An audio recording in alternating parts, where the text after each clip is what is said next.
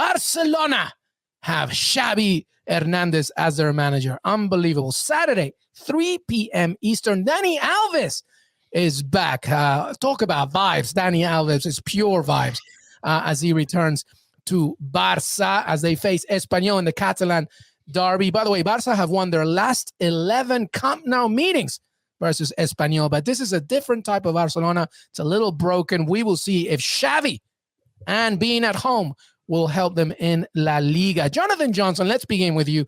How do you see this Barcelona side now? Dani Alves is back, but Xavi Hernandez, their manager. Do you expect an immediate response and a win for Barcelona, or will it be tricky?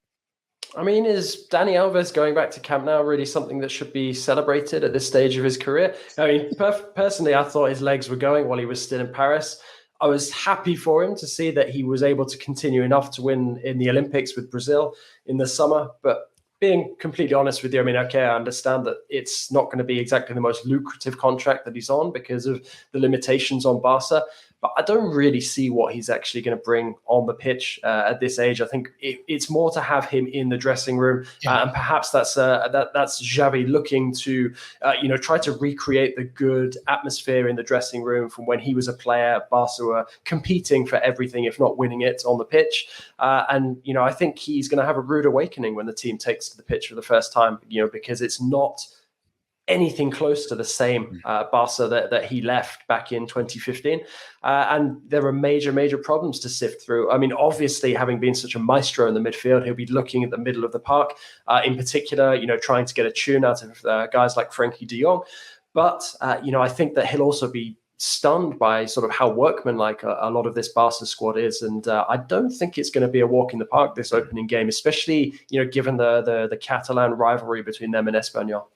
Yeah, I fully agree. I think there is a rude awakening coming for him just in terms of the quality. And selfishly, I like Dani Alves there just for what he can do for Serginho Dest in terms of making him a better player and proving him for the U.S. men's national team. But does Alves coming in mean that Dest's going to stay as an attacker now? I mean, maybe not. I just don't see where Dani Alves contributes to this team at the age that he is. I think the signing him was a convenience. I was having conversations directly with some of his team who were asking, can we get him into an MLS squad? But this is his wage demands. And there was a number of factors for Dani Alves that it wasn't like his only dream and his only thought was to go back to Barcelona and save the day. I don't think he's a player that saves the day anyway. And in terms of being a leader, I don't think he's the perfect leader in that locker room. I think they had a number of other players that were leaders. Obviously, he's going to know the good times and the bad times and will bring that calming presence.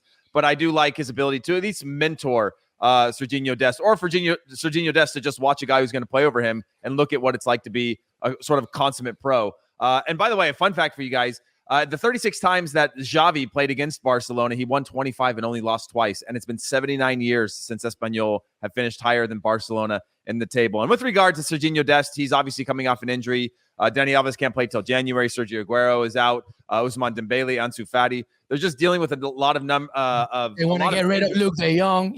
Yeah, they're just dealing with a lot of change right now. And so I don't think it's going to be – I think Xavi's the right guy for the job. I think he's going to get it right over time. But stepping into this situation, especially coming off of blowing a 3-goal lead to Celta Vigo, losing previously in the league to Alaves, it's not an easy win. It's just not an easy window for him to step into. And I think he's going to quickly realize, like, oh, man, this team is not – when I look at the names in the locker room, when I look at them in the stadium, they look big. But when I see them out on the pitch, something doesn't feel right. I mean, I think we're all skating around what the real issue with signing Dani Alves is, which is they've given him the number 8 shirt. I know. He said it was a tribute, obviously, to Iniesta and stuff. And it's like, I mean, I think that's disgusting. It's immoral. It should be illegal. But luckily, I have between now and January to hunt down every single Dani Alves 8 journey and burn them to the ground. I mean, I find Barcelona interesting in that, yes, they are a shadow of themselves, and kind of in giving Xavi the job, you might know you like him, he's a great person, and he did some fantastic work at Al Sadd. But comparing Al Sadd to managing Barcelona is kind of like comparing managing a very nice corner shop to managing a Fortune 500 company. Like, this is a whole other scale of politics of off-field, a very rich corner shop. Yes, a very rich corner shop that stocks the finest ingredients. But it is not, this is not Barcelona. This is not being given the recovery job of some some major global institution, and that's what he's got. I do think, though, you know, we all agree this Barcelona squad is a shadow of the squads that Xavi played in, but it's still one of the 3 or 4 best squads in La Liga. And I think if the club as a whole, if he can kind of impact the mindset and make sure that Barcelona really understand where they are, that they can take their time to rebuild, that they don't kind of do some of the stuff I'm hearing they're trying to do in January, you know, putting in bids for Dani Olmo that will almost certainly get rejected, trying to loan Raheem Sterling when you absolutely can't afford 10% of his wages, let alone all of them. Can't afford his trip to Barcelona. Yeah. Christian Pulisic. Let's take in Christian Pulisic, you know. Anybody on loan, any French player on loan, you just go, can we take you for a little bit? Just like 6 months. Yeah, we'll buy you in the end, but like, yeah, I mean, Pulisic can join Dembele in the training room, I guess. And then you've got the Aguero situation as well, where they don't know if he's going to play again. Yeah, which is a damn shame. Of course, we wish him the best, but yeah, there's an absolute issue. Go ahead, James Benj. I know you wanted to finish your thought. Yeah, they just need to take time. They need to actually embrace the rebuild. They need to be thinking, in 3 or 4 years' time, we'll be competing for the Champions League. We need to get the finances in order.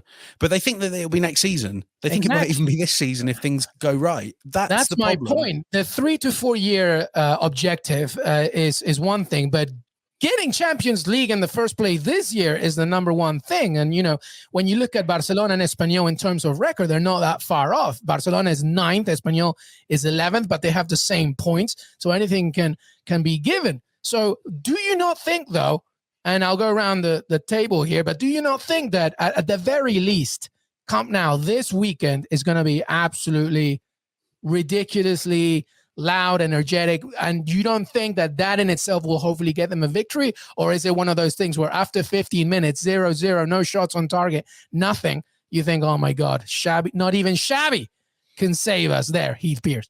I think they get the result in this one for sure. I just continuously look at, like, is it a week-to-week thing? And are they actually, I know it's a week-to-week thing. And are they embracing it, as they said, the rebuild of this project, knowing that it's going to be some tough times? Or are they going to look at a win against Espanyol in a derby at home, Xavi's first game, and everybody's going to go, wow, this is, you know, we're back. And then you create this false expectation of what's going to come out of these players. Because we saw that spike with Koeman, and everybody's like, okay, yeah, they might be able to figure this out. And then it ultimately fell short last season. And then this year, absolute disaster since. Yeah, I do think that Barca probably will get the result this weekend, but I just don't know necessarily if, you know, the style will be back. And yeah, sure, I expect the fans to be behind Xavi. I'd be interested to know how many turn out, considering the attendance issues that Barca have been having at Camp Nou this season. Good but you know, I don't doubt that the fans absolutely want Xavi to succeed. But to be perfectly honest, I don't think that this squad's limitations are going to be shown up against Espanyol. Yeah, just stick Memphis Depay in an orange jersey and you're fine. Hey, by the way, Ansu Fati was seen out on the town with a Kaiser Chiefs hat. That was pretty cool, James. Did you see that? It's kind of pretty weird. Longer than the Kaiser Chiefs. I think he is. Yeah, absolutely. All right, quick prediction round of this game. Jack Grealish there. I thought we were going to go on to that topic. All right, let's how about on the time. All right, James Bench, quick score prediction, Barcelona, Espanyol. Yeah, 2-0. I think the Camp Nou will be bouncing. HP? Yeah, same thing. JJ? 2-1. Yeah, they're conceding a goal. Absolutely.